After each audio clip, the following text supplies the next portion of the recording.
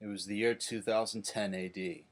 Four meteorites descended upon a mysterious forest, in a perfect line before a titanic white monolith which pulsated with intergalactic energy as the people gathered around. It was the end of the world as we knew it, and the beginning of Kinect motion control camera for Xbox 360 game consoles. Seriously, that's how Microsoft revealed Kinect at E3 2010. They had this crazy like extravaganza with Cirque du Soleil, and they had this really nutty ritual where like people were dancing and doing acrobatics, and all the people were dressed in like these garbage bag things that had like neon lights descending on them, and they marched in with like these lamps, and there was an elephant with cybernetic light shows on its sides, and young Indiana Jones was riding it, and there was like a godlike voiceover about the history of mankind, and as this happened, a couch floated above the presentation with a family playing Xbox, and there was like in a jungle, and there were like trees and stuff, and then the kid jumped off of the elephant, and the Indiana Jones kid had like an Xbox controller, and like a giant rock like came up with an Xbox logo on it, and it hatched to reveal Kinect, and then there was this family playing Kinect on a TV, but then the TV turned upside down, and it was just really really weird. Like you have to see this. Like there's I don't I only recently remember that this happened, and the only logical thing I can think of is that this was just so weird. And I just spent the last like 3 years convincing myself that this could not have possibly taken place, but it did. And I mean, there's been some weird E3s like Konami's in 2010. I think was really bad. Like Nintendo 2008.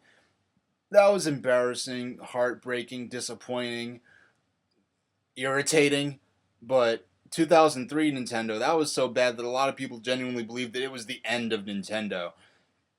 But in terms of just the not disappointment, but just the sheer bewilderment, nothing tops the E3 2010 Microsoft reveal of Kinect, and you just got to see it to believe it. So here's a link. Here's I make a little annotation thing so you can click on it. Yes, that's what that does. It makes annotations.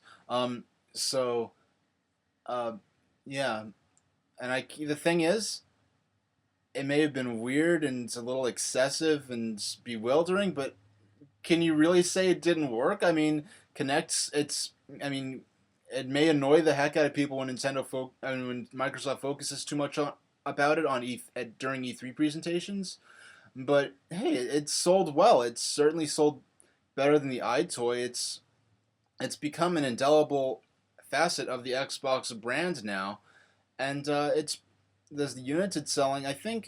I know I checked on it a while back, and it sold something like 10 million units lifetime sales. And if they could double that, I mean, I'm sure there may be a good percentage of the way they have. If they could double those 10 million unit sales for Kinect, they will have outsold the GameCube. So it's basically Kinect is almost kind of like a parasite platform to the Xbox 360. It's almost like what Sega tried to do with the Sega CD and the 32X back in the Genesis days. It's almost like one of those like Genesis Sega CD 32X style parasite platforms, only done right.